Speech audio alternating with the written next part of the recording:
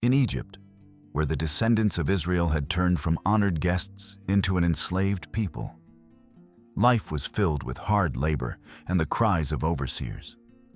Pharaoh feared that the sons of Israel would become too numerous and commanded that all newborn boys be thrown into the river.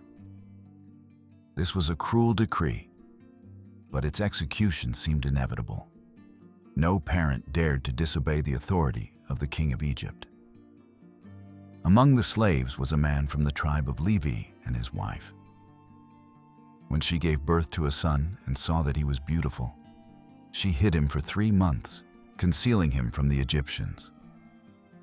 But the child grew, his crying became louder, and it became impossible to hide him.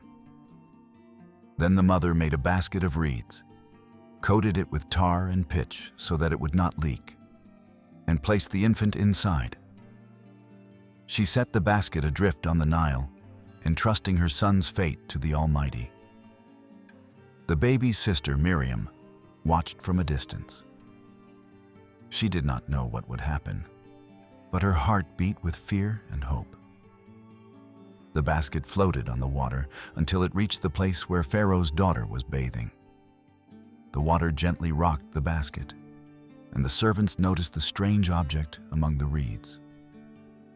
When they brought the basket to the princess and opened it, the baby cried. Pharaoh's daughter looked at him and suddenly felt compassion. She realized that this was a Hebrew child, but said, "This boy will be my son."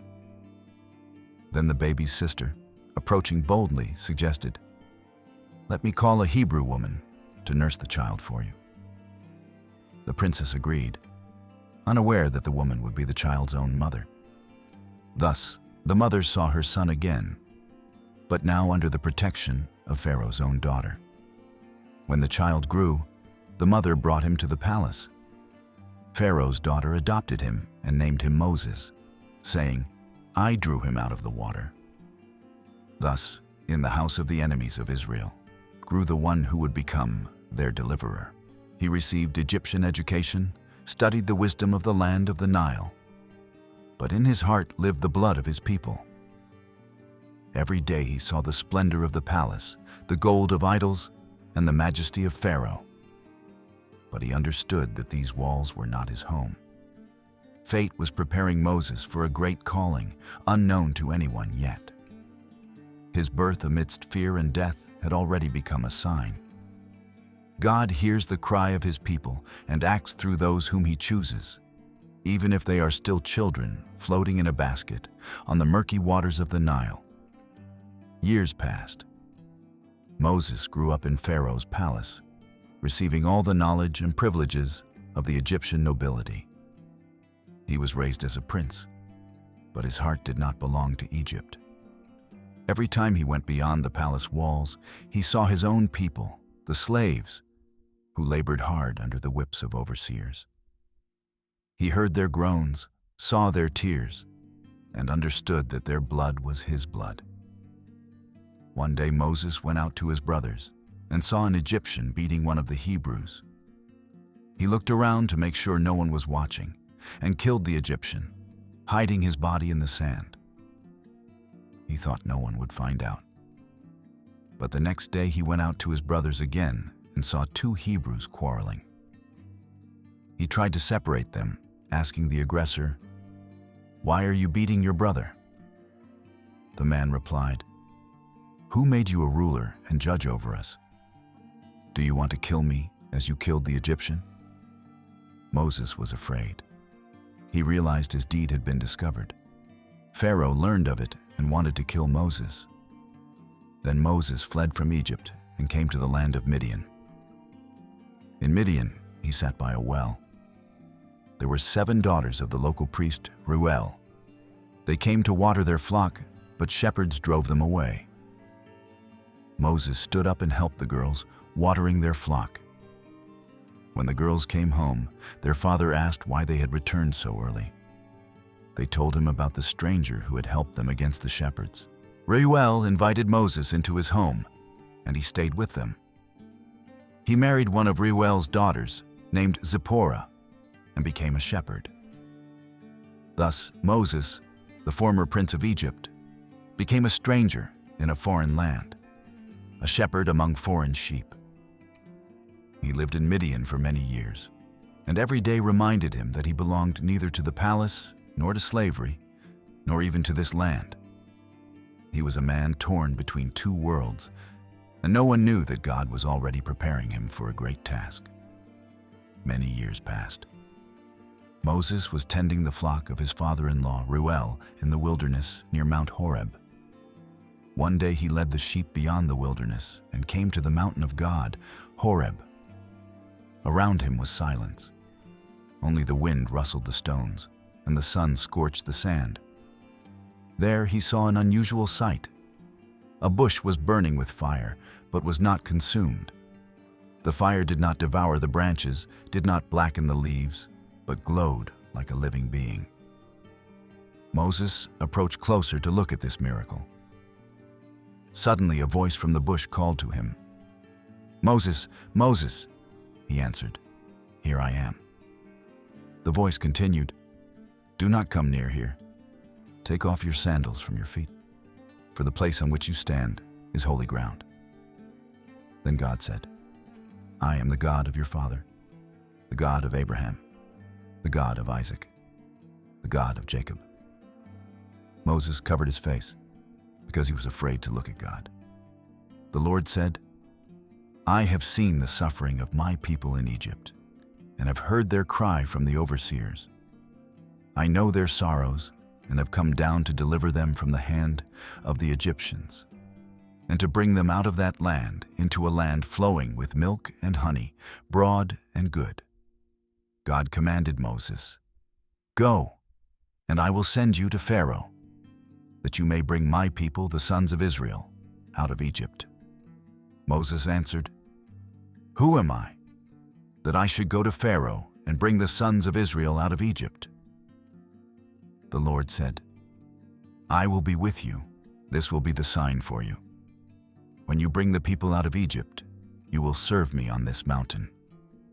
Moses asked, "If I come to the sons of Israel and say to them, 'The God of your fathers has sent me to you,' and they ask me, 'What is his name?' what shall I say to them?" The Lord answered, "I am the I am." And he said, "Thus shall you say to the sons of Israel, 'I am has sent me to you.'" God gave Moses signs. He commanded him to throw his staff on the ground, and it became a serpent. Then he said, "Take it by the tail." And the staff became a staff again. The Lord said, "If they do not believe you, and do not listen to the voice of the first sign, they will believe the voice of the second sign. If even this does not help, take water from the river and pour it on the dry ground, and it will turn into blood." Moses said, "Lord, I am not eloquent. I am slow of speech and tongue." The Lord answered, "Who made the mouth of man? I will be with you and teach you what to say." Then Moses asked, "Send someone else." The Lord was angry but said, "Here is Aaron the Levite. He can speak. He will come out to meet you, and you will tell him all that I command you, and he will speak to the people." So Moses accepted the calling, took his wife and son, put them on a donkey, and set out for Egypt. Moses set out for Egypt, taking his wife and son and putting them on a donkey. He went to his people, carrying the staff of God. On the way, the Lord said to him, "When you come to Egypt, perform before Pharaoh all the wonders I have given you. But I will harden his heart so that he will not let the people go." When Moses came to Aaron, he came out to meet him in the wilderness. Moses told him everything the Lord had commanded him and showed him the signs. Aaron gathered the elders of the sons of Israel, and Moses told them everything the Lord had said to him and performed the signs before the people. The people believed. They heard that the Lord had visited the sons of Israel and seen their suffering, and they bowed down. In the hearts of many, hope flared up, and they looked at Moses and Aaron with faith and gratitude. But when Moses and Aaron went to Pharaoh and said, Thus says the Lord, the God of Israel, let my people go, that they may hold a feast to me in the wilderness. Pharaoh answered, Who is the Lord, that I should obey his voice and let Israel go? I do not know the Lord, and I will not let Israel go. Then Moses and Aaron performed a sign. They threw down the staff before Pharaoh, and it became a serpent. But Pharaoh called the magicians and sorcerers, and they did the same with their enchantments. Then Moses and Aaron performed the second sign. They turned water into blood. But even this did not convince Pharaoh. His heart remained hardened, and he did not listen to them. The people of Israel suffered even more. Pharaoh commanded the overseers, Do not give them straw for bricks. Let them gather it themselves, but do not reduce the number of bricks. The slaves suffered, and they blamed Moses and Aaron, saying, Why have you made things worse for us? Why did you tell Pharaoh not to let us go? Moses turned to the Lord and said, Lord, why have you sent me? Since I came to Pharaoh, he has treated the people worse, and you have not delivered them. The Lord answered, Now you will see what I will do to Pharaoh.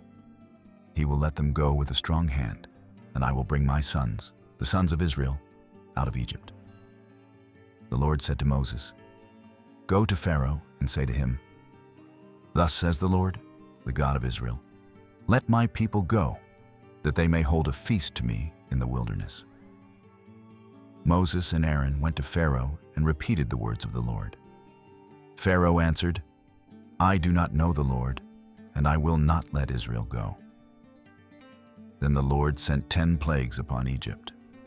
The first was water turned into blood. All the water in rivers, canals, and reservoirs became blood. The fish died, and Egypt could not drink the water. The second plague was a plague of frogs. Frogs came out of the river and filled houses, bedrooms, beds, ovens, and jars. The third plague was gnats. Gnats filled the land, people, and livestock. The fourth plague was a pestilence on livestock. All the livestock of the Egyptians died, but not a single animal of the sons of Israel perished. The fifth plague was a pestilence on people. Painful boils appeared on all the Egyptians. The sixth plague was hail. Hail mixed with fire fell to the ground, destroying fields, trees, and livestock. The seventh plague was locusts. They ate everything that remained after the hail. The eighth plague was darkness. For 3 days, darkness covered Egypt, so thick it could be felt. The ninth plague was the death of the firstborn. That night, all the firstborn in Egypt died, from the firstborn of Pharaoh to the firstborn of the prisoner in the dungeon, and the firstborn of livestock. Only the sons of Israel were spared. Then Pharaoh called Moses and Aaron at night and said, Rise, go out from among my people, you and the sons of Israel, and go serve the Lord, as you said. The people of Israel left Egypt. In the hearts of many, there was a mixture of feelings: fear of the unknown, relief from deliverance, and hope for a new life. They took unleavened bread with them and went toward the Red Sea. The Lord went before them by day in a pillar of cloud, and by night in a pillar of fire, to guide their way. Thus began the journey from slavery to freedom. The people of Israel left Egypt, leaving behind slavery and suffering. Ahead of them was a path full of uncertainty. The people walked with unleavened bread and with faith in their hearts that the Lord was leading them to the promised land. But soon Pharaoh regretted his decision. He gathered his army and set out in pursuit of Israel. When the people saw that the Egyptians were approaching, fear gripped their hearts. They turned to Moses and said, Was there no place in Egypt for us to die, that you have brought us into the wilderness to die? It would have been better for us to serve the Egyptians than to perish here. Moses answered the people, Do not be afraid. Stand firm and see the salvation of the Lord, which he will accomplish for you today. The Egyptians whom you see now, you will never see again. The Lord said to Moses, "Tell the sons of Israel to go forward, and you, lift up your staff and stretch out your hand over the sea, and divide it, so that the sons of Israel may go through the midst of the sea on dry ground." Moses stretched out his hand over the sea, and the Lord caused a strong east wind to blow all night, and the waters were divided. Before the people opened a path across the seabed, and on both sides stood walls of water, like living guards. The sons of Israel passed through on dry ground, and the Egyptians rushed in pursuit. When the last of Israel had reached the opposite shore, the Lord said to Moses, "Stretch out your hand over the sea, so that the waters may return upon the Egyptians, upon their chariots and their horsemen." Moses stretched out his hand over the sea, and the waters returned, engulfing the entire army of Pharaoh. Not one of them remained alive. Then the people saw the great work that the Lord had done against the Egyptians, and they believed in the Lord and in Moses, his servant. The people of Israel passed through the Red Sea and found themselves in the wilderness. Ahead of them lay a long journey to the Promised Land. Around them were only sand, stones, and the endless sky. The people walked, trusting in the Lord, who went before them by day in a pillar of cloud, and by night in a pillar of fire. In the wilderness, they faced trials, thirst, hunger, and exhaustion. But the Lord did not leave them. He gave them water from the rock, bread from heaven, and manna, so that they would not die from hunger. Moses led the people, reminding them that God had promised them a land where rivers flowed and fruit grew. The people listened to him, but their hearts often doubted. They remembered Egypt, where there was at least something familiar, even in slavery. But the Lord said, "I am with you. I will bring you to the land that I promised to your fathers." The path through the wilderness was long, and each day brought new trials. But every step brought them closer to the Promised Land. This was not the end, but the beginning of a new journey. Ahead of them awaited new miracles, new trials, and new encounters with God. Thank you for watching until the end. If you enjoy living and inspiring biblical stories, subscribe to Living Bible Stories channel so you don't miss new videos. We'd appreciate your like and comment. It really helps the channel grow.